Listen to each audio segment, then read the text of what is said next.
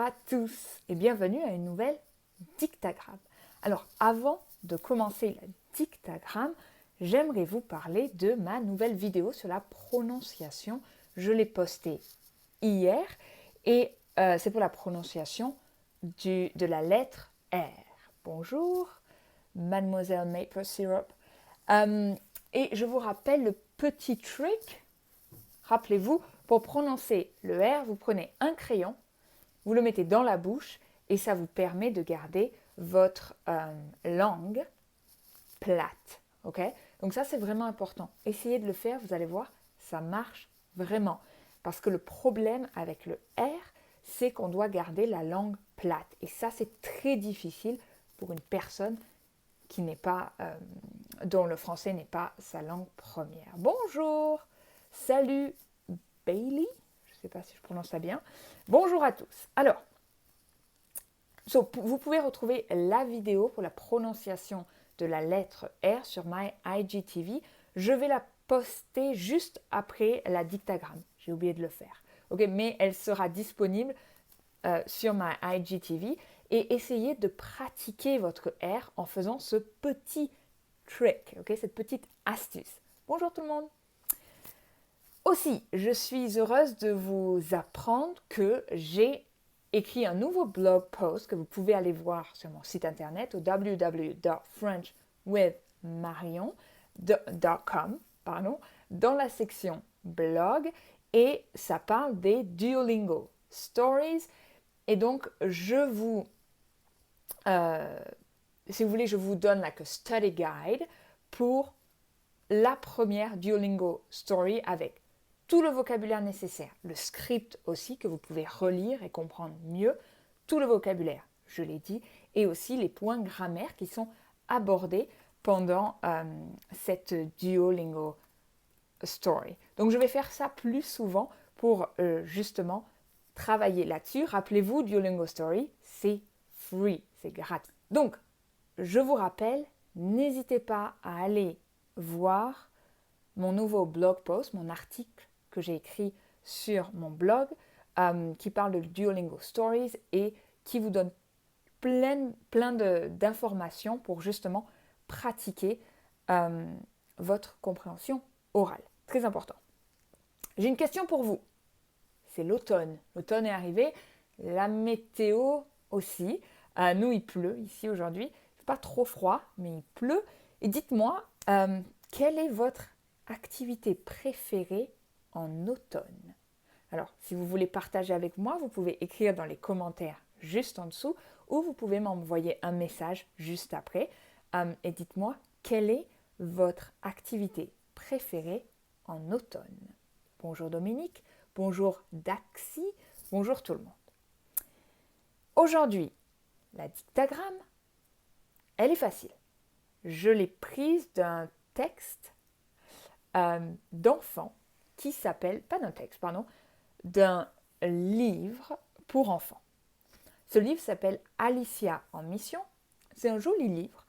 C'est plus comme une série de livres et Alicia est une petite fille qui a beaucoup d'imagination et qui se retrouve à l'école. Elle va à la bibliothèque et là, elle voit un squelette dans un placard. Alors, elle prend peur et elle pense que le squelette si vous voulez, a mangé la bibliothécaire.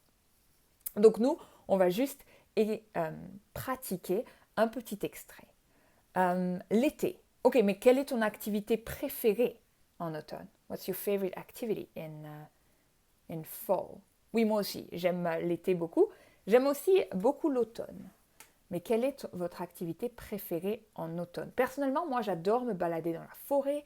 J'adore voir les saumons remonter la rivière. Ici, au Canada, c'est superbe. Juste peut-être me promener. J'aime Thanksgiving.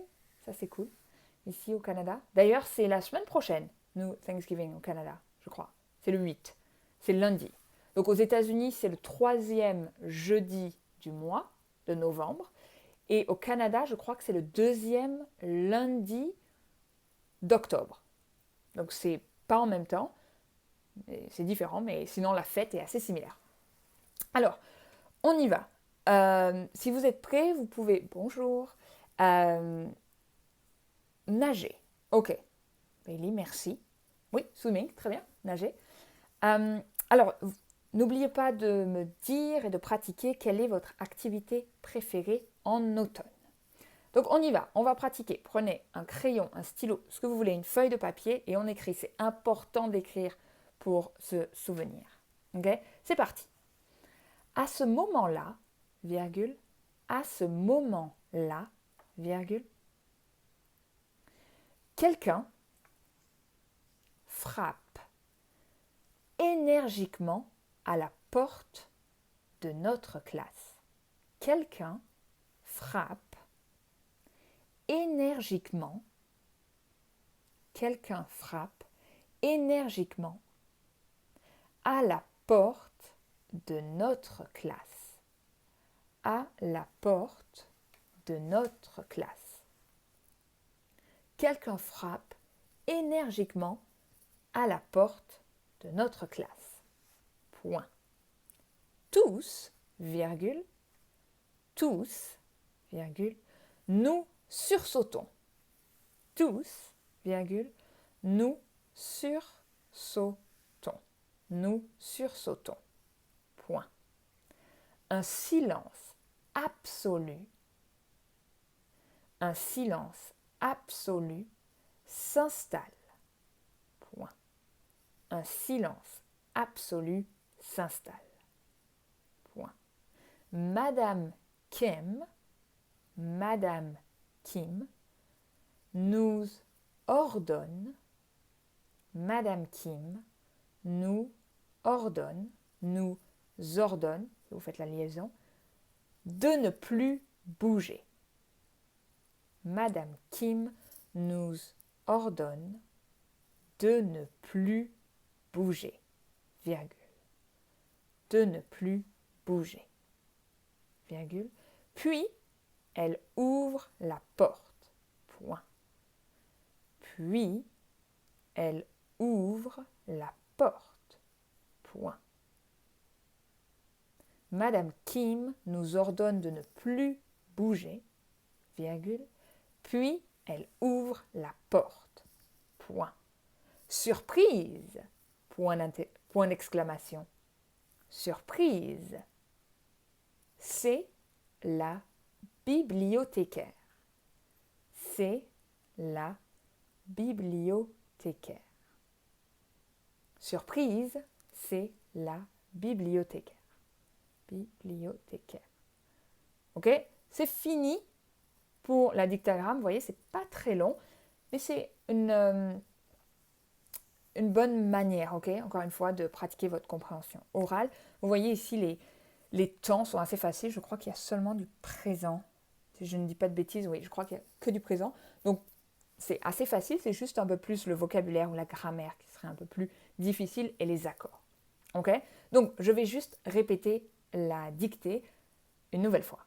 À ce moment-là, quelqu'un frappe énergiquement à la porte de notre classe. Tous, nous sursautons. Un silence absolu s'installe. Madame Kim nous ordonne de ne plus bouger. Puis, elle ouvre la porte. Surprise, c'est la bibliothécaire.